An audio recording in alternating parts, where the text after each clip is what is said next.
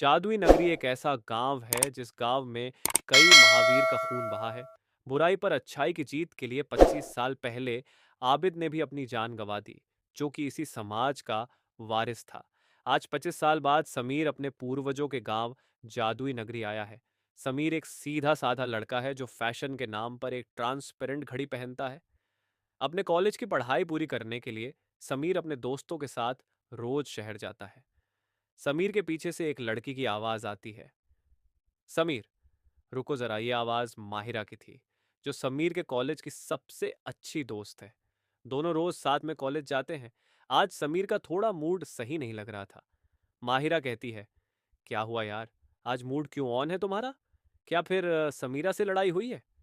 समीर कहता है, अरे यार, तुम्हें तो पता ही है वो कितनी जिद्दी है समीरा। समीर की छोटी बहन है जो कि एक जिद्दी लड़की है। समीर हमेशा उसकी हर जिद पूरी करता आया है, इसलिए अब वह जिद्दी बन चुकी है। समीर कहता है, अब उसकी जिद है कि मैं उसको स्कूटर खरीद के दूं, वह भी नए वाला। अब माहिरा, तुम ही बताओ, मेरे पास तो इतने पैसे ही नहीं है कि मैं उसको नया स्कूटर खरीद के दूं। माहिरा कहती है, हाँ, बात तो सोचने वाली है। समीर, तुम पहले पेंटिंग करते थे ना? समीर कहता है, हाँ, तो इसका उससे क्या लेना देना है? माहिरा कहती है, तो तुम फिर से पेंटिंग शुरू क्यों नहीं करते? समीर कहता है, मैंने अभी तक कोई भी अच्छी पेंटिंग नहीं बनाई है, मुझे पेंटिंग में कोई दिलचस्पी नहीं है। माहिरा कहती है, समीर, तुमने वह कहावत सुनी है क्या? समीर कहता है, कौन सी कहावत? माहिरा कहती है, कोशिश करने वाले की कभी हार नहीं होती। समीर कहता है, ठीक है बाबा, मैं फिर से पेंटिंग शुरू कर दूंगा। समीर के कंधे पर एकदम से कोई हाथ रखते हुए कहता है, अरे भाई, किस बारे में बात हो रही है? यह समीर का दोस्त अली था। समीर कहता है, अरे यार, समीरा की एक और जिद है कि मैं उसे एक नया स्कूटर खरीद के दूं। कहते हुए समीर अपने और माहिरा के बीच की सारी बातें अली को कह देता है। अली कहता है, तो ठीक है भाई, पेंटिंग शुरू कर दो, वैसे भी तुम्हारे पास बहुत सारा टाइम होता है। माहिरा दूसरी ओर देखते हुए कहती है, वह सब तो ठीक है, पर यह प्रोफेसर सर, वहाँ कहाँ जा रहे हैं? प्रोफेसर एक कच्ची सड़क वाले रास्ते पर चल रहा था, जो कि एक पुरानी हवेली की ओर जाता है। कॉलेज की क्लास छोड़कर सब लोग प्रोफेसर सर के पीछे जाने लग जाते हैं। माहिरा कहती है, सर तो पुरानी हवेली की ओर जा रहे हैं। समीर कहता है, पुरानी हवेली में सर का क्या काम? अली कहता है, अब वह तो इनका पीछा करके ही पता चलेगा। वो तीनों प्रोफेसर सर के पीछे धीरे धीरे चल रहे थे। प्रोफेसर एक बड़ी खंडरई के एंट्रेंस पर खड़े होकर कुछ मन ही मन बड़बड़ा रहा था। प्रोफेसर जैसे ही उस बड़े से दरवाजे पर हाथ रखता है, तो वह दरवाजा अजीब तरीके से खुल जाता है। वह तीनों प्रोफेसर को यह सब करते हुए देखकर हैरान थे, क्योंकि वह पूरा दरवाजा लोहे का बना हुआ था। उस दरवाजे पर कई तरह की चित्रकला की हुई थी। हवेली को देखकर लगता था कि हवेली कई 100 सालों पुरानी होगी। और उस पर एक शैतान का चित्र बना हुआ था, जिसके हाथ में एक तलवार थी, जो कि खून से सनी हुई थी। प्रोफेसर हवेली के अंदर जाने लग जाता है। वह तीनों भी प्रोफेसर के पीछे चुपके चुपके जाने लग जाते हैं। प्रोफेसर एक बड़ी सी मूर्ति के आगे खड़ा हो जाता है। तभी एकदम से प्रोफेसर बिना मुड़े चालाकी भरी हंसी के साथ कहता है, आओ समीर आओ, मैं तुम्हें ही तो बुलाना चाहता था, पर साथ में तुम्हारे दोस्त भी आ गए। चलो, वैसे तो ठीक ही हुआ। इतना कहते हुए प्रोफेसर मुड़ जाता है और कहता है, तुम तो जानते ही हो मैं किस बारे में बात कर रहा हूं। समीर अभी कुछ भी बोलने की स्थिति में नहीं था। वो प्रोफेसर को देखकर हैरान था, क्योंकि प्रोफेसर के माथे पर बीचों बीच लाल रंग की रोशनी थी, जो सिर्फ समीर को ही नहीं, पर माहिरा और अली को भी हैरान कर देती है। तीनों को डर की वजह से पसीने छूटने लगे। ये देखकर प्रोफेसर और जोर से हंसते हुए कहता है, अरे देखो, तुम्हारे तो अभी से पसीने निकलने लगे। अभी तो मैंने कुछ किया ही नहीं, और तुम अभी से इतना डर रहे हो। आगे तुम लोग बस देखते जाओ मैं क्या क्या करता हूँ। अगर मैंने तुम्हारा पूरा काम खत्म नहीं कर दिया ना, तो मेरा नाम भी अजीत नहीं। अभी के लिए जा रहा हूँ, पर मेरी चेतावनी याद रखना। मैं आऊंगा फिर से, जब तक मुझे मेरा खंजर नहीं मिल जाता। कहते हुए अजित प्रोफेसर के शरीर से निकल जाता है, और प्रोफेसर जमीन पर धड़ाम से गिर जाता है। समीर प्रोफेसर को उठाते हुए अली से कहता है, अली, जल्दी से सर को हॉस्पिटल ले जाना होगा। जल्दी करो, मेरी मदद करो। अली, समीर और माहिरा तीनों प्रोफेसर को हॉस्पिटल में लेकर आए थे। माहिरा हॉस्पिटल के बाहर खड़ी हुई थी, जो एक बूढ़े व्यक्ति को बड़े ध्यान से देख रही थी। क्योंकि वह व्यक्ति उसे कुछ जाना पहचाना लग रहा था। बूढ़े व्यक्ति की उम्र 60-65 साल की होगी।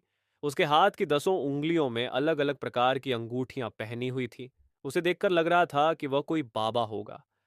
उस व्यक्ति ने कुर्ता पायजामा पहना हुआ था। उसके कपड़े भी काफी गंदे थे। देखने से ही पता चल रहा था कि वह काफी दिनों से नहाया नहीं है।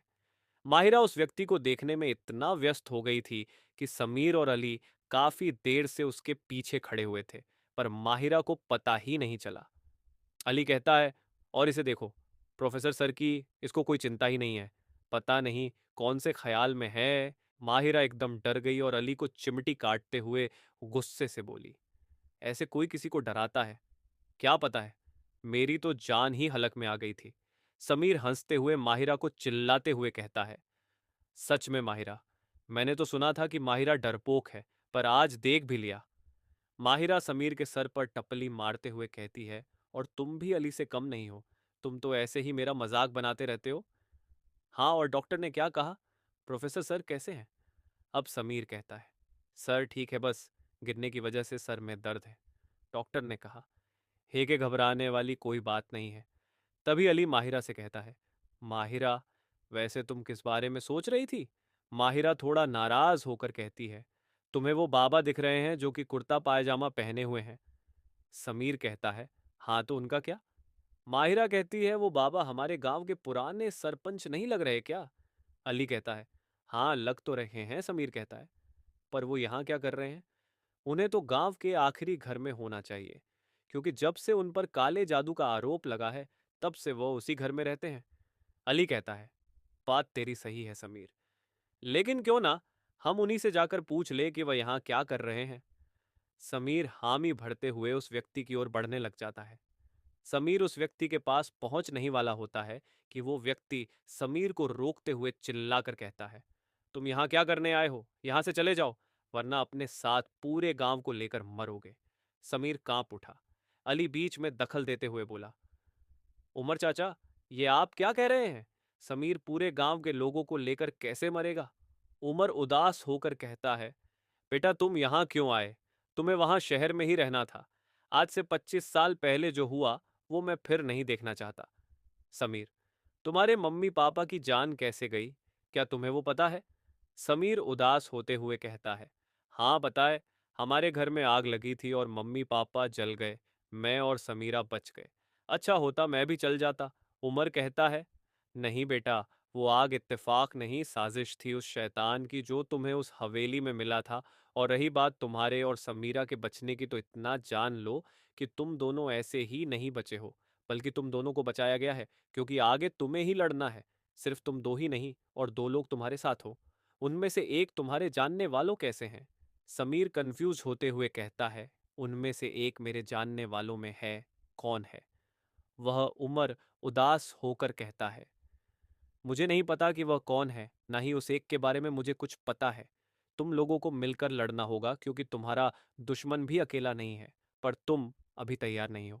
तुम्हें उसके पास जाना होगा, क्योंकि वही है जो तुम्हें तुम्हारी पावर हासिल करने में मदद करेगा।